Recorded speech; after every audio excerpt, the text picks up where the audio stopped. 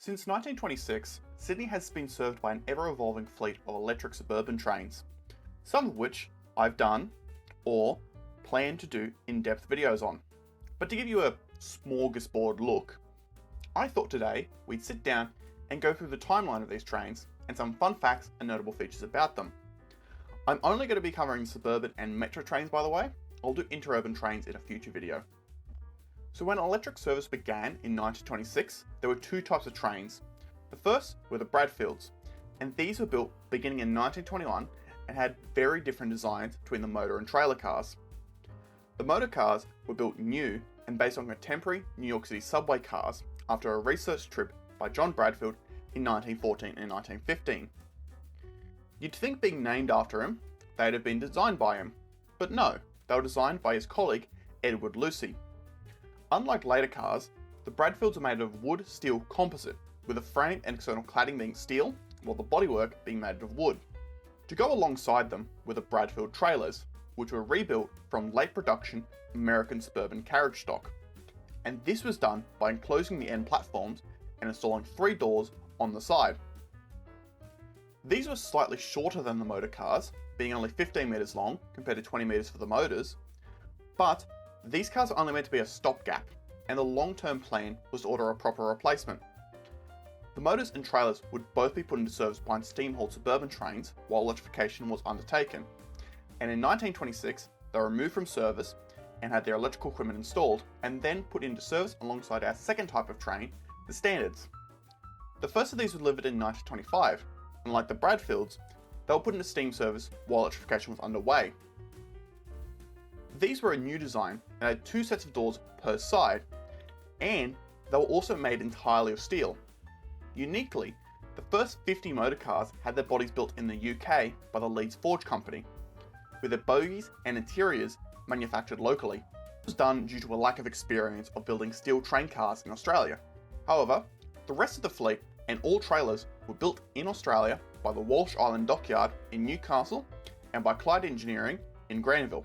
Another unique aspect was that their trailers were where the guards compartment was located. All trains previously and since have had the guards compartment located alongside the driver's compartment. The next major fleet were the Tullochs. These were built by their namesake, Tullochs, in Rhodes in 2 batches, one in 1940 and a second between 1950 and 1957. These were based on the previous Standards, although with separate side doors to increase the size of the vestibule, alongside longitudinal seating at the ends of the car, something that would become standard on suburban trains even today and would later be retrofitted to the Standards. Electrically, the Tullochs, Bradfields and Standards were all compatible and would occasionally work in mixed sets. In operation, they would operate as 4-car sets. They would then be combined to make 8-car sets for on-peak services and split back into 4-car sets for off-peak services. All trains will be allocated to a depot and will receive a target plate on the front with a letter corresponding to the depot it's allocated to. H for Hornsby, F for Flemington, B for Punchbowl, and M for Mortdale. Following that would be the set number. So in this case, set F1 means Flemington, set number 1. A blue plate, as shown here, indicates that it's a 7 or 8 car set that cannot be divided for whatever reason. Maybe the motor car in the 5th or 6th position on the train is facing the wrong way, or maybe it's a trailer, but regardless, it cannot be divided. If it could be divided, then it'll have a red plate, with the first 4 cars having a red plate with F1A, while the second having F1B. If one of those sets, in this case F1A, could be divided further into a 2-car set with a motor and driving trailer, then will have a yellow plate displaying F1A1 or F1A2. If the train was made up of 1 or more 2-car sets that for whatever reason could not be divided, for instance one of the driving trailers is a plain trailer or one of the driving trailers is facing the wrong way, then it would have a green plate just displaying the normal set number, in this case F1A. However, these green plates were never used, and to my knowledge, they weren't even made. These cars would all use this system until the end of single-deck service in the 1990s. On the next train type, the Sputniks, they used something closer to the modern system. These were designated by their set type, not the depot, so they were designated as S sets. Otherwise, they used the previous system with the red and blue target plates. The Sputniks were built from 1957 until 1960, in order to expand the fleet for the recently opened electrification between Parramatta and Penrith in 1955. 80 of these cars would be built, and they were designated S1 through 9 to differentiate them from the previous stock as they were electrically incompatible. They also had new features such as power-operated doors and were of a welded construction instead of riveted, which is one of the ways you can differentiate them. One thing I failed to mention in my full video on them, mostly because I didn't know at the time, but the original tender when issued in 1952 was for between 300 and 500 cars instead of the 80 that were built. The original plan was to replace the Bradfield trailers too, but in typical government fashion, that got deferred. And also, they didn't need as many as they originally thought for Penrith service, so when the contract closed in late 1952, it was abandoned, but reappeared in 1953 with only 80 cars. In the end, Comenge won the contract, and another thing I didn't mention previously is that the Sputnik and U-set contracts were tendered together. And as part of Comenge's offering, they proposed stainless steel and conventional steel versions of both the U-sets and the Sputniks. The railways ended up picking the conventional steel for the suburban cars and stainless steel for the interurban cars, primarily because they wanted all suburban trains to share the same red livery, and at the time, stainless steel cars cost about twice as much as conventional steel cars. I'll do a video on it at some point, but the size of the original Sputnik contract is largely why Comenge sought the Bud license if you're curious. After the Sputniks, the next fleet were the Tulloch double-deckers. The story as to why Sydney ordered these is a bit weird, but the short is that in the lead up to 1960, the rumours around a tender to properly replace the wooden trailers appeared. So, Tulloch and Comenge began work on proposals. Both had the side idea of tendering a double-decker. Comenge had looked into it as early as the 1950s based on contemporary carriages in Paris and American designs built by Budd. Tulloch hadn't looked into it, but came to the same conclusion that it would be viable. Also, some of the Tulloch higher-ups knew the railway higher-ups and slipped a line stating that cars that increased capacity would also be considered, which to be fair, was warranted since crowding was becoming an issue. And the only other remedy, at least at the time, was expensive quadruplication efforts. So, both drew up their designs for single and double-deck cars, with Tulloch's offering being a conventional steel single-decker and an aluminium monocoque double-decker, while Comenge's offering was for a single and double-deck car in either conventional or stainless steel. However, Comenge decided to remove their double-deck offering because they thought 4 designs were too many and the railways didn't ask for a double-decker, so it's unlikely they'll pick one. Besides, revealing they've got a double-deck car design might let their competitors, i.e. Tulloch, know they're working on one, and they might draw up their own design. So for now, at least in their opinion, they'll sit on it because eventually the railways will ask for one. So anyway, in late 1960, the tender closes and things go quiet. And in 1962, it's announced that Tulloch gets the contract and with their double-deck design too, which, to put it lightly, was devastating for the guys at Comenge, but enough about them. Of the 120 double-deckers that were built between 1964 and 1968, the first 40 replaced the existing Sputnik trailers, which were then modified and cascaded to replace wooden trailers working with the earlier Standards and Tullochs, while the remaining 80 went to replace the wooden trailers directly. While Tullochs don't look it, they were a massive step up in comfort, if only because they rode on airbags, something all suburban trains in Australia have done since, with one notable exception. But yeah, the cars proved popular and took a large dent out of Sydney's overcrowding problem, and due to advances in electrical technology, it became possible to do double-deck motor cars. So, the railways commissioned Tulloch to build 4 prototype cars, numbered C3801 through C3804, all with different bogies, pantographs and electrical systems from companies like, but not limited to, A.E. Goodwin, AEI, English Electric, Hitachi, Toshiba and Comenge, to test to see what would be best. These were delivered in 1968 and combined into an 8-car set called S10, which was put into service in 1969.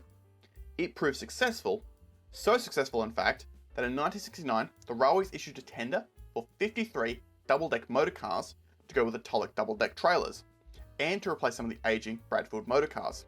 In September 1970, to Tulloch's surprise, this order went to Comenge. By 1975, 2 of the Tulloch motors were converted to trailers, 1 was scrapped, and 1 was set aside for preservation, that being 3804.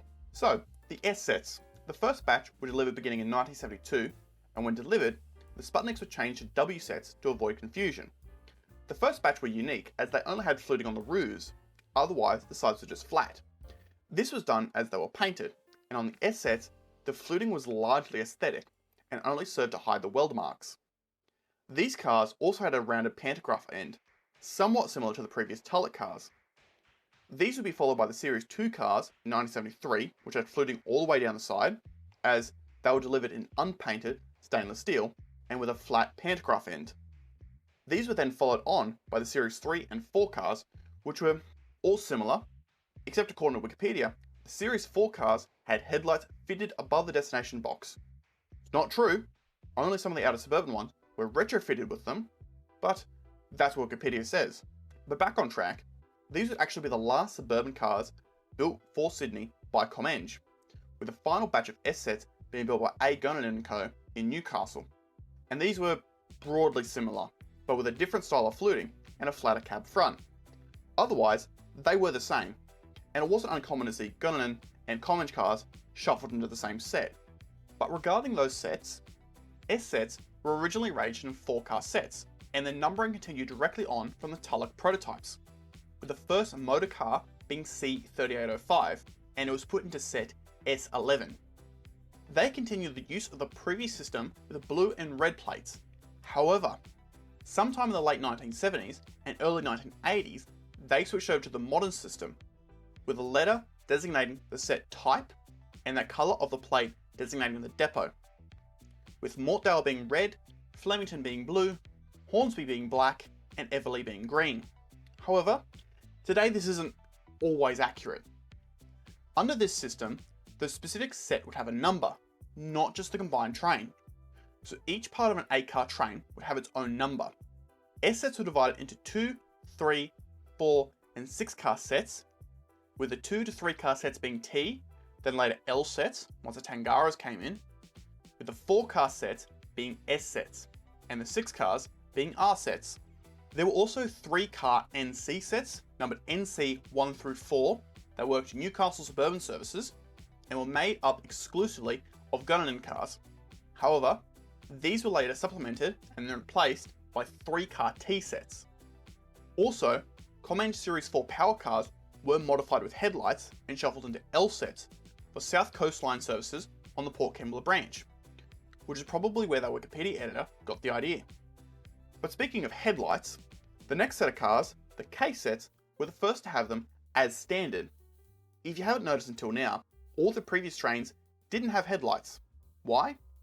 Because if you're operating in Sydney, or certain parts of Illawarra or main northern lines, they're not required. The K sets were based on the Gunnan S sets, largely because Gunnan won the contract and Comenge didn't.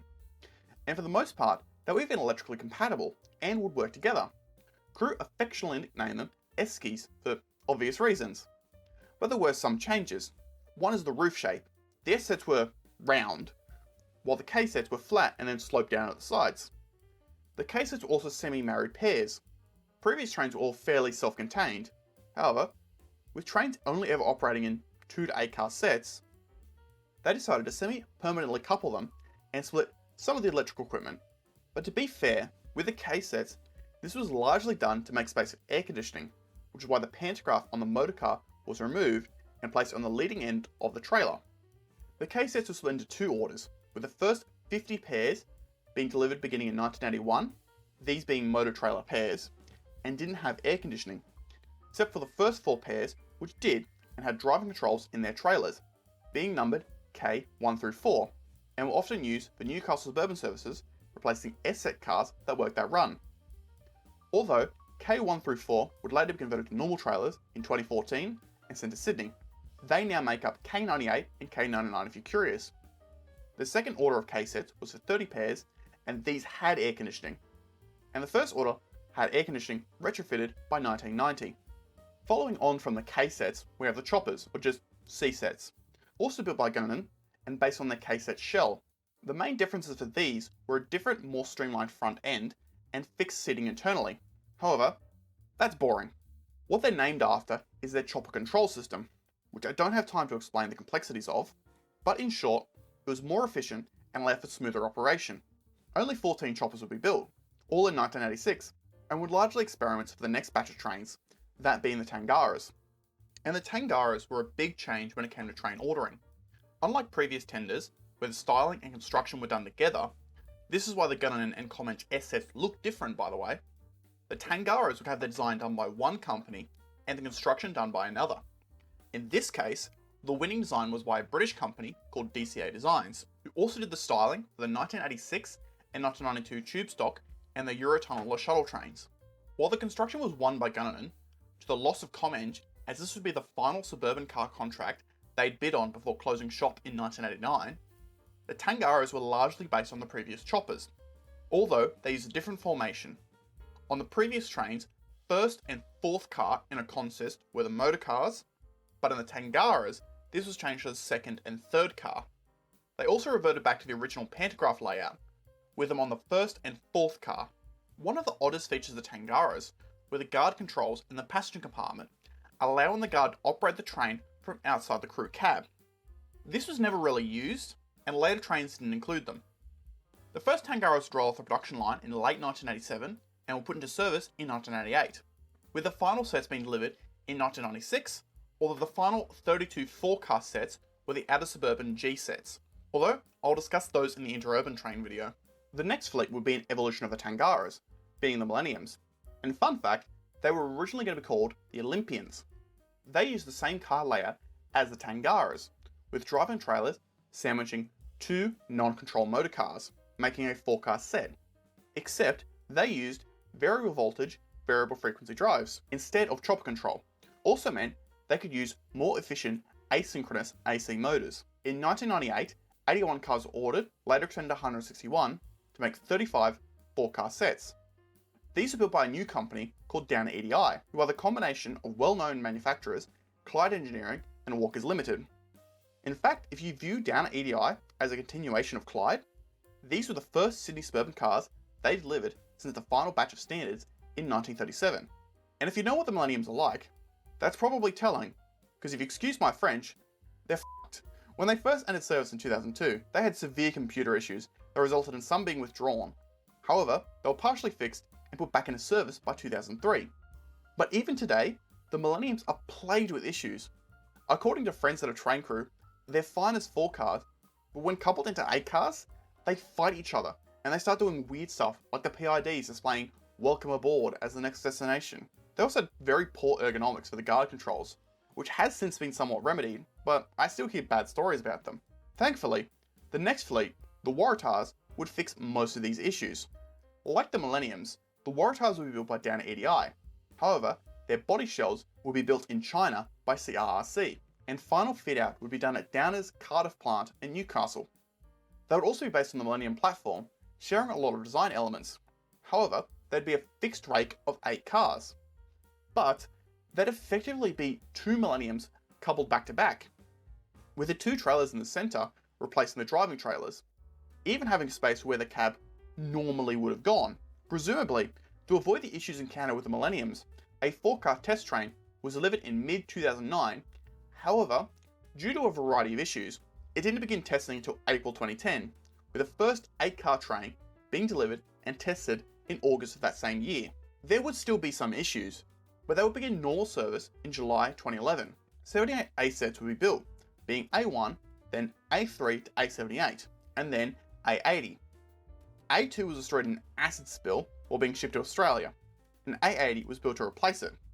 A79 was skipped, as that was the designation of the prototype, of which the 2 driving trailers, D6379 and D6479, were retained for use as spares, while the prototype non-control motors were scrapped. To follow up, in 2016, 24, later 41, new Waratahs would be ordered, and these became the B sets. They are effectively the same as the A sets, but have a different external livery, and feature LCD passenger information displays, as opposed to the LED ones on the A set and Millennium fleet. Otherwise, the only changes are to the internal computer system. The first B sets entered service in 2018, with the last arriving in 2021. While not under the purview of Sydney Trains, we also have to talk about the Metro rolling stock. These would begin service in 2019 and were built by a newcomer to at least the New South Wales rolling stock scene, Alstom. These were based on their Metropolis platform and are similar to the trains used in Montreal's REM. At first to Sydney, they were also fully automated and are a fixed rake of 6 cars, with the first and 6th car being trailers and the 2nd to 5th car being motors. These trains were designed to be extended to 8 cars in the future if needed, which is also why most of the Sydney Metro platforms are significantly longer than the trains. A total of 45 trains have since been delivered, the first 22 entering service in 2019 with the opening of the North West Rail Link, and the final 23 entering service in 2024 to expand the fleet for the Chatswood to Sydenham extension of the line and the eventual extension to Bankstown in 2025. While the Metropolis trains are the newest trains in Sydney, they won't be for long. With the Western Sydney Airport Metro opening in 2026, it'll use 12 automated 3-car trains based on the Siemens Inspiro platform. One of these trains' most notable changes is going from 1.5 kV DC overhead line, which has been the standard in New South Wales since 1926, to the international standard of 25 kV 50Hz AC overhead line. Otherwise, there's not much to note about these trains, since they're not in service yet. But before we wrap up, let's do a timeline of all the trains we've discussed thus far. The Bradfield trailers began service in 1913, with motor cars beginning service in 1921. This was followed by the standard in 1925, with all 3 types being converted to electric service in 1926. These would be joined by the first batch of Tullochs in 1940, and the second in 1950. 1957 would see the introduction of the Sputniks, followed by the Tulloch double-deck trailers in 1964, which would then see the Bradfield motors and trailers begin being removed from service. 1968 would see the Tulloch motorcar prototypes, followed in 1972 by the first S sets. The final Bradfields and Tulloch double-deck motorcars would then be removed from service in 1975. In 1981, the introduction of the K sets, followed by the 1986 delivery of the C sets, allowed some of the Standards, Tullochs and Sputniks to be retired. 1988 would see the introduction of the Tangaras, which would see the Standards and Tullochs retired in 1992, followed by the Sputniks in 1993. 2002 would see the Millenniums enter service to replace the older Tulloch double-deck trailers, with the 2011 introduction of the Waratahs to begin the retirement of the S sets. In 2018, first B sets arrived, and by 2019, they fully retired the final S sets, with a final batch of B sets replacing the C sets from service. Right now, the next train on the chopping block is the K sets, which have been replaced by outer suburban H sets, which will be converted to suburban services after the new intercity fleet takes over their jobs. This will then be followed by the Tangaras, which will be retired sometime in the late 2020s to early 2030s, followed by the Millenniums in the late 2030s or early 2040s, and the Waratahs in the mid to late 2040s. The Metro stock didn't displace anything, as they generally serve new lines. However, the Metropolis stock first entered service in 2019, and the Inspiro stock went in service in 2026. And with that, we have our timeline. And with that, we reached the end of the video. However, stay for a bit, because I have something to ask you. Most of you probably found my channel through the rolling stock videos I did on the Bradfields, Standards, Tullochs, etc. And I haven't done one for a while. My plan is to complete the series over the next year, doing the U sets, Tullochs, V sets, S sets, etc. all in chronological order. As part of that, I need your help. If you know about or have access to any research material concerning the designs of trains in Sydney, please get in contact, either through the comments of this video or my email in my channel's About section. I'm especially after books go into detail, so if you have any recommendations, let me know. But I'm also after original drawings. If you have access to them, or know where to find them, please let me know. Also, if you volunteer at, or know a museum or organisation that has vehicles that you'd be willing to let me film with, or show off for a video, let me know too, because I would also love to film with a real thing. Just let me know and we can work out the details. Also, I'm not just after info about stuff from New South Wales. If you have info about stuff from other states, New Zealand, or North America, I'm keenly interested too. At the very least, because it gives me more stuff to port in OpenTTD. But, if you're not someone who can help with any of this, don't worry, you watching my videos gives me the inspiration needed to continue. So, that's appreciated. As always, if you enjoyed, let me know in the comments, like and subscribe, and if you wish to support me more, you can join my Ko-fi and join lovely people like Samantha, Skipper Rue, Chris Topher, Building Beautifully, Melee, Luke Norris, Axwalia, and my actual parents. They let me spend too much money on buying books about trains, including one I spent $150 on, but part of this video I ended up cutting. But yeah, I hope you enjoyed, and if you did, you should check out Taitset's video on the trains in Melbourne. This video is largely based on his, and I'll try to emulate his style. Otherwise, I have nothing else to say, so I'll see you on the next one.